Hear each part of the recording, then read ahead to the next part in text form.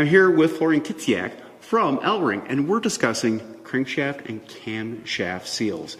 It's really difficult sealing something that's turning. We're going to find out how they do it next.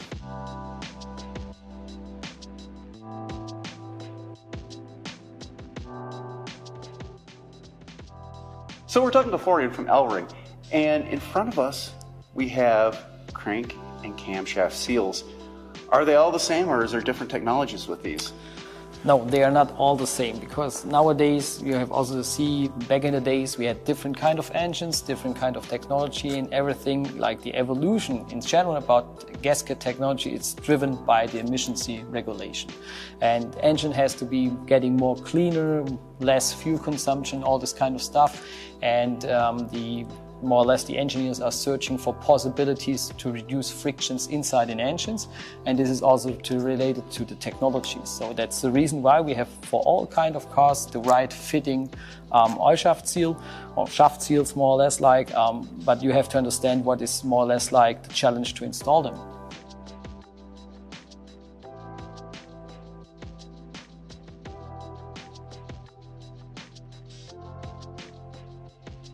With these, this is where the counterman or counter professional really comes into play. You were saying before there's a left and a right hand turning seal? Exactly, because you have to know, and this is quite important, in which direction the shaft is running, because then you have the right suitable gasket for it. Of course, if you go for a catalog, ACES, PIs and so on, and you check for your car what is the right suitable gasket, it's fine, you get always the right gasket related to the catalog.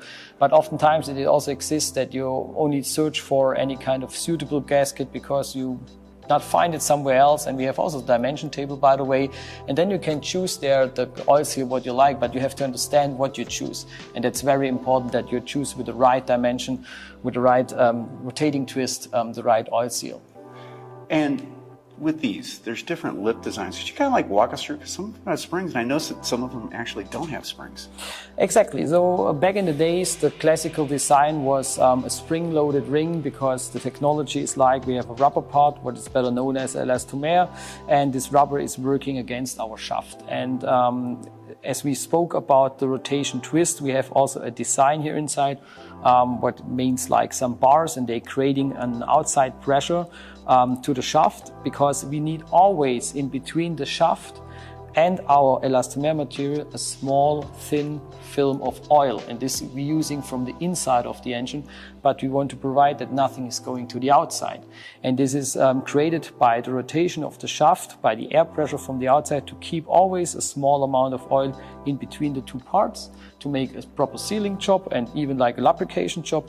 And this is how the gasket works. And of course, you said we have also the spring here in the back that makes the right tension to our elastomer material. But oftentimes people think this spring is doing the main job, but that's not true. Only 20% of the sealing job is done by the spring, and 80% is done by the elastomer material. Because over the years, the material is getting hard, and if it's getting hard, it's losing the sealing function. So there's also no solution for it to modify more or less like the spring. So you had a PTF seal here. Which one is that one? This is the next design, because as I was mentioned to you, engine changed, even like use or searching for possibility to reduce friction inside an engine. And to reduce the friction, it means like you take the spring out of the design, because nowadays we have this drag lip here. So the drag lip is only laying on the shaft, it's no more pressing against the shaft. And the PTFE material is a self-lubrication material. So it means this material is more or less like sliding over the shaft in a quite easy way to reduce as much frictions as possible.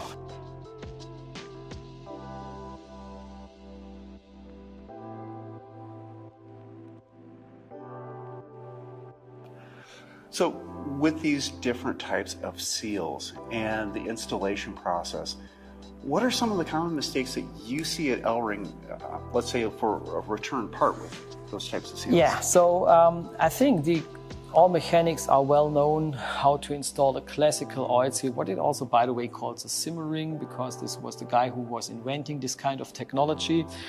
So in the market, it's well known, this kind of design as a simmering. And the mechanics has the knowledge to install them, because they just use it. If they throw it into the engine, that means like they use a little bit oil in the beginning and then put it over the shaft and then fix it in and start the engine. Everything is fine. Nowadays, there's a bigger challenge with these PTFE oil seals. There you have to fulfill some very important steps. And if you don't fulfill these important steps during the installation, you will fail with this ring.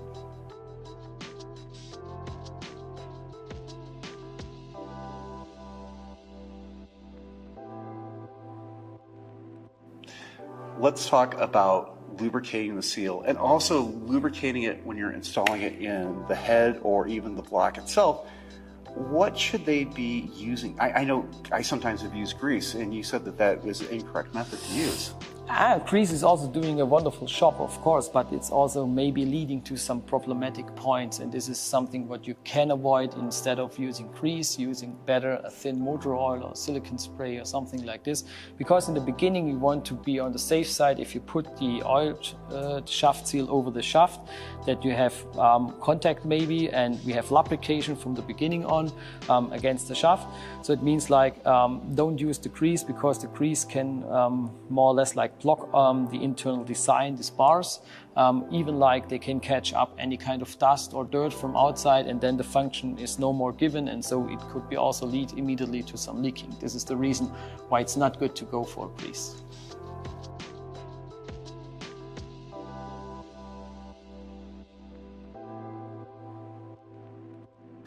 Is there a way for a technician to know that he's installing it the proper way? Is it in the service information, or is there an indicator on the seal itself?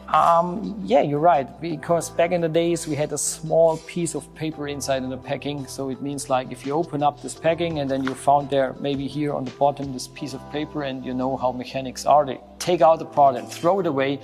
So we thought, okay, hey, we have to optimize the packing, and now if you turn it around, exactly. So you can see here the full instruction how you install the PTFE oil seal in a proper way. And we work with pictograms because we think worldwide that's the best solution for it, instead of sending any kind of instruction paper with it. So quite simple and easy. And if you like, we can go during this kind of instruction quickly. And let's go. Let's run through this. Okay, perfect. So the first thing is like, the first step will be like, you have to inspect the shaft if it's in good conditions, because this is always necessary. If there's any cracks, defects, or even grooves. Grooves are also quite critical. So if you place a new oil seal, in general speaking now, on the shaft, check that you're not going into the groove. Search for a better position a little bit in front or behind. That is more or less quite good. Then, especially with these PTFE oil seals, as you see, they are coming always with mainly with a transportation device, which you can also use for the installation, because this sealing lip is very sensitive about any kind of deformation, scratches and so on. This is like why the reason we have this for the transportation inside, and oftentimes you can also use this to protect the sealing lip before you pushing this over the shaft. So what will happen with this device, you see the diameter here in front is a little bit smaller, and here it's a little bit thicker. So that means like if we push our oil seal into the end position, then it will widen up our material, the PTFE, exactly.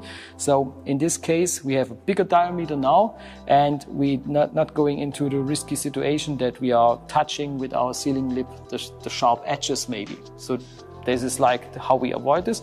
Then we go into the housing, and also very important, mostly outside there's nothing to apply. No grease, no oil. The outside of an oil seal must be dry, without any glue, without any RTV. Nothing should be applied there. So outside we don't apply anything on the outside of an oil shaft seal, so this is really not necessary. Everything is sealing by the ribs or even like by the metal outside face. So but we're pushing it into the position where we want to have it, then we remove our protection device and even like the mounting device. And now it comes to a very important step. We don't apply also during the process no oil on the surface of the inner part of the PTFE, because there it's not necessary. PTFE is a self-lubrication material. So there's no need for it, as we have here with some rubber part. There is a need for it, but the PTFE is designed for have a self-lubrication functionality in this kind of case. So don't apply any oil. This is very important. If you do something like this, then it starts with leaking. And it's also very important that you cannot clean it and install it again. No, you have to change to a new oil seal. It's essential. And now coming to the last part, and this is like the last one, and you see there's a clock with 4 hours. What does it mean? So it means after the installation of the oil seal to the shaft, you have to wait. And this is very hard for workshop guys, because waiting and doing nothing for 4 hours, who's paying for it, yeah? Yeah. So in the end, but this is necessary for the material, because the material, it gets back into the shape like a memory, going back into the design as it was, going tight to our shaft, but we have to give the material time. This is depending about temperature outside. If it's hot, of course, it goes a little bit faster. Winter time takes longer.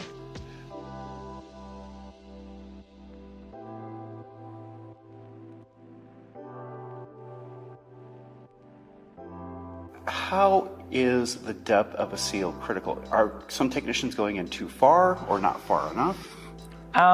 That's a good question. Oftentimes there's also an offset necessary, because there's a defined spot where the oil seal has to be located, and it exists also oftentimes for different kind of engines, different kind of special tools. They have really exactly the right offset, where's the right position for the oil seal.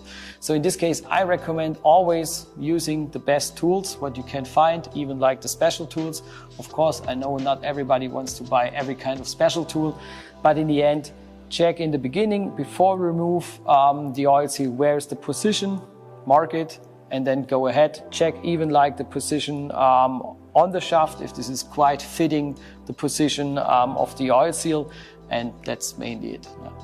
So new OEM solutions we're looking at right here. This is from Volkswagen. Exactly. Here we also have, as an example nowadays, oil seals and PTFE oil seals with a housing. So this is, for example, for the crankshaft. So it's the bottom part. This is also the opposite side of the crankshaft. So both sides are nowadays with a metal housing around. This one is for the timing cover. There's also special, you can change the oil seal, but it's also recommended, because here if you're doing a timing cover job, then you will destroy this kind of cover. That's the reason why we're offering a completely part like this with the integrated new oil seal. So that's a quite benefit. But even if you spoke about the opposite side, this is with the housing, and here if you're turning this around, we have also to apply an RTV before we're installing it to the surface, because here we have to apply on this exactly groove, as you can see here, a thin line of the RTV, and then put it in. We have also our protection device. We are not touching more or less like our shaft.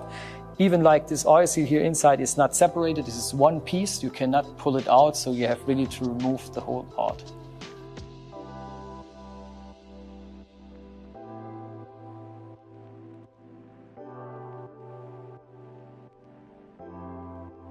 So this change, this new technology, why are the OEMs doing it? Because engines are pretty well sealed before. Yes, of course, but as I was mentioning to you, they have to reduce frictions. They have to reduce fuel consumption, and if they reduce fuel consumption, they fulfill the new emissions rules. That is mainly everything driven by them. But nowadays, they also realize, okay, the PTFE is still a challenge for workshops to install them. And nowadays, we will also find another design, and this is the last one, the latest one. It looks like the same, like a classical rubber, or elastomer simmering design, but it's also identical to our PTFE oil seal, because we have also no spring anymore. We have here also only one lip, and this is made out of the same material as the outside. So this is one piece. And what's the benefit out of it? This elastomer sealing lip is also against a drag lip. We are only laying on the shaft, because if we have no pressure against the shaft, we have no frictions, or less frictions, let's say, we can reduce frictions. And for the installation, there's also a quite nice benefit, because if we're following again the 5 steps as we see here, of course we have to inspect the shaft, that is still in good conditions. We also recommend to use a protection tool or device to install this in the right way. But now it comes the nice benefit. You have not to wait for the 4 hours until you have to start the engine. The reason for it's quite simple. This lip, as you can touch by yourself, it's very soft, so it's not so stiff in comparison as that one. Check this one, this is a very stiff one. This is very flexible, and that means you don't have this memory effect for a longer time. It goes immediately and you can start up the engine. So that is more or less like the latest version. And nowadays you will find no more or less PTFE oil seals. They replace all of them with this new technology like that. And these are included with some of the seals? With some. I will not say with all of them, but mainly like 90%. Thank you, Florian. This is a great insight into cam and crankshaft seals that technicians need to know if they're tackling a job like this. Exactly. So I think that was a helpful information for them, because they can also avoid some typical mistakes, especially with the PTFE, and we don't want to create any headaches to them. So if they follow the small instructions, even like sometimes reading a little bit something what we are printing on a cardboard, it will help you for doing the job only once a time. Thank you, Florian.